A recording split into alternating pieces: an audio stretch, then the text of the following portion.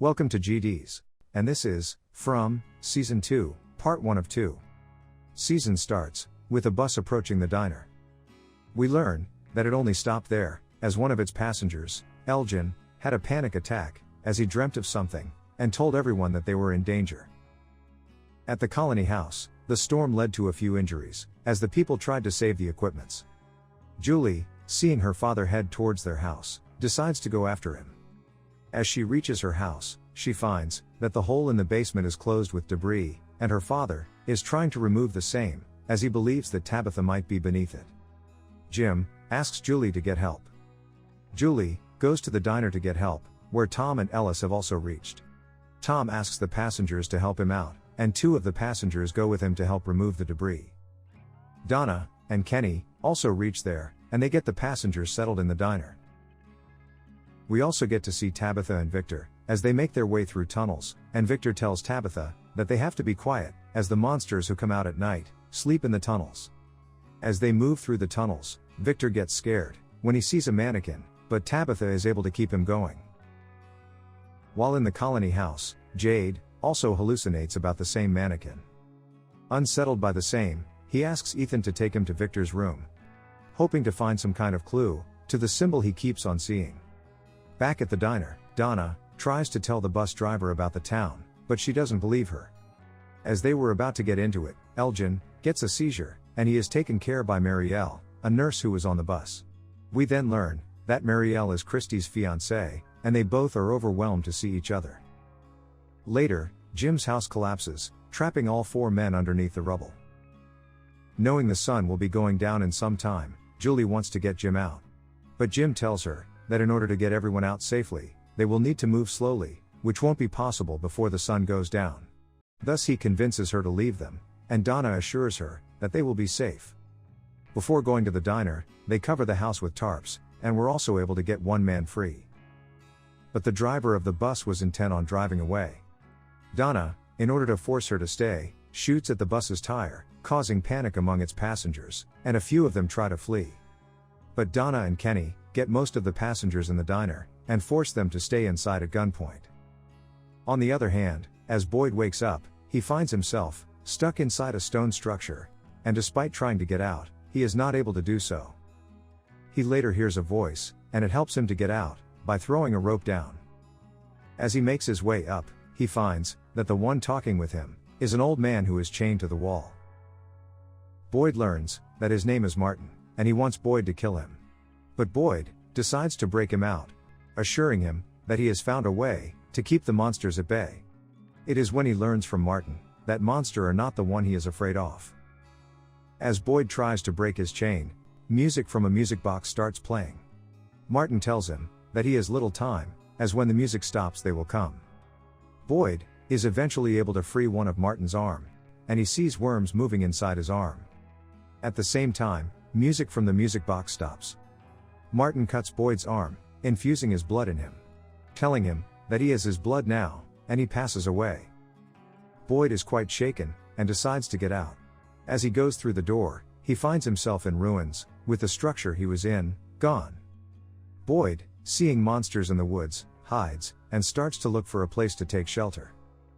Meanwhile, Victor and Tabitha, navigating in the tunnels, come across a structure made of stones. Tabitha sees a weird-looking monster for a second. Victor tells Tabitha that they need to get out, as it's time for the monsters to wake up. They finally find a way out of the tunnels, and Victor takes Tabitha to a van, where he hides his stuff. As they take shelter in the van, afraid of the monsters, Boyd also reaches there, and they are quite surprised to see each other.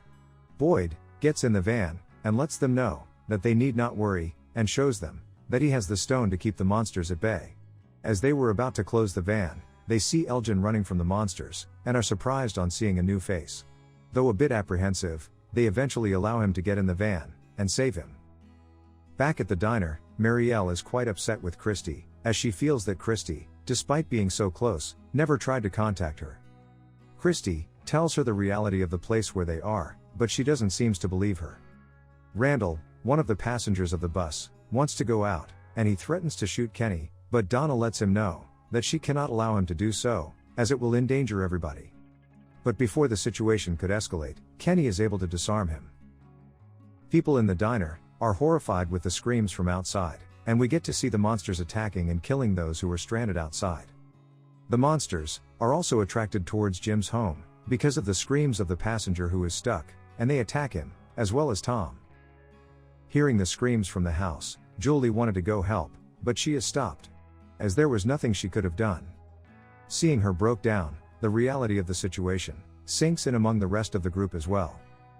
Fatima took shelter at the sheriff's office with Ellis, and hearing people scream and being taunted by the monsters, she also breaks down.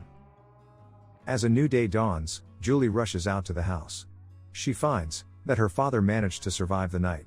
Seeing him alive, the rest of them starts to help her out in order to get Jim free. Tabitha learns from Elgin that the house next to the diner collapsed. Knowing this, she knew that he was talking about her house, and she rushes back to the diner. As she gets back, she is reunited with her family. She tells Jim that the wires, whose end point she was looking for, are not connected to anything. With Jim in the clinic, and their house been destroyed, Tabitha and her kids seek shelter in Kenny's home. Being there, she sees her son make a similar structure of stone, which she saw in the tunnels. Tabitha, seeing the structure, also sees two children standing on the road and watching her, and she gets quite terrified. Julie, seeing her mother disturbed, shares with her the traumatic experience of her night. This makes Tabitha also open up to her, and she tells her about her vision. Boyd also catches up with his son Ellis. Ellis wants to know what happened, and where he was, and where is Sarah. Boyd tells him that he doesn't know where Sarah is, and asks him to let it go for now. He also notices the same worms, which he saw in Martin's arm, now moving in his. Later, he tells the new group about the town rules. But Randall was not willing to give up his gun. Boyd tells him that if he wants a roof in the town, he will have to give up his gun. Randall, knowing the same, decides to give up his gun. On the other hand, Victor learns that Jade took something of his, and he goes to take it back. Jade returns the violin he took, and tries to ask Victor about the symbol he keeps seeing. But Victor, not liking that he took his stuff without his permission, walks away. Marielle also moves in with Christie, and we learn that she has an addiction problem. While Kenny finds Sarah hiding in the church's basement, he is quite surprised on seeing her, and cuffs her, before going to get Boyd. As Boyd reaches there, he frees Sarah, and asks her how she got back. She tells him that she also got in the tree, and it brought her back here. And she knew about going in the tree, as the boy in the white told her to do so. Kenny, knowing that Boyd knew Sarah was alive, is quite upset with him. Boyd tries to explain to him on how Father Kotry believed that Sarah is connected to the place, and how she helped him. Despite knowing this, Kenny wants to put her in the box for what she did, but Boyd is not willing to do so, and as they get into an argument, Boyd faints. As he wakes up in the clinic, Christie advises him to take less stress. Meanwhile, Jim, feeling better, discusses with Tabitha on how he thinks that this might all be an experiment, just to observe their reaction to a given situation. He then goes to Donna, who confirms that she also heard a voice on the radio, but wants to keep this information a secret, as people are already on the edge, and she doesn't want to push them more. Donna later sees Randall being aggressive to one of the colony house member. Seeing Randall's aggressive behavior, she makes him leave the colony house, and takes him to the bus, and tells him that this will be his new home. At night, Randall sees firsthand all the people outside the bus, asking him to let them in. While Sarah, being with Kenny, is overpowered by the guilt of leaving the door open, because of which Kenny lost his father, and she confesses to him. Kenny, knowing this, is quite furious, and when he learns that Boyd knew this, and hid this from him, he gets even more angry. He confronts Boyd, and tells him that he wants to put Sarah in the box, but Boyd doesn't want to do so, and a furious Kenny leaves. He later tells Tabitha and Jim that Sarah is alive, and they reach the church to see it for themselves. Boyd is able to hold them at bay, and tells them that she is no longer a threat to anyone. Jim and Tabitha are not convinced, but decide to leave for now. Boyd, knowing that Kenny had started telling people about Sarah, goes to Donna to tell her the same. Donna is also angry with him, as he broke one of his own rule by not putting Sarah in the box. Boyd tells her that he cannot do so, and also assures her that she has changed. With the news of Sarah being alive spreading in the town, she is able to get out of the church. But people on seeing her, and knowing what she did, were not willing to associate with her. Seeing the hatred in the people towards her, she wants Boyd to put her in the box, but Boyd is not willing to do so. Sarah later goes to the diner to collect her stuff. Kenny, seeing her near his mother, loses it, and destroys a reminder of her brothers. Kenny lets her know that he blames her for his father's death, and if he ever sees her close to his mother, he will put her in the box, irrespective of what Boyd says. Ethan, hearing his parents talk about Sarah, and knowing she is back, gets quite afraid. But later, he decides to confront her, in order to overcome his fear. He goes with his father to see Sarah, and tells her that he thinks that she is a monster, but despite that, he is no longer afraid of her. Christie is also quite angry, learning that Sarah is still alive, as she blames herself for enabling Sarah to go after Ethan. But Marielle consoles her, and they get quite close. On the other hand, Jade starts to hallucinate about the man from the picture, which has Victor in the background. As he tries to figure out what the symbol means, Victor approaches him, and tells him that he will tell him what he knows, if he can play the violin for him. Jade agrees to do so, and Victor takes him to a lot of abandoned cars. Victor tells him that these are the cars which were there when he reached the town, but since he didn't like them, he put them here, where no one can see them. He also tells him that there are more cars which were already here. He later sits on the roof of one of the cars, and tells Victor that this was his mother's car, and she used to play the violin for him, whenever he was afraid. He requests Jade to play the song, which his mother used to play, and Jade does the needful. Jade, fulfilling his side of the bargain, pushes Victor to tell him what he knows. Victor tells him that the man in the photo was named Christopher, and he was a funny guy, and was able to make people laugh. But when he started seeing the symbol, things changed, and one day, his mother asked him to hide at a place where Christopher won't find him. Later, when he got out, he found that everyone in the town was killed. Jade, hearing this, gets quite afraid, and leaves. On the other hand, Jim catches up with Boyd, and tells him that although he doesn't agree with what he did with Sarah, he is not there to argue about the same.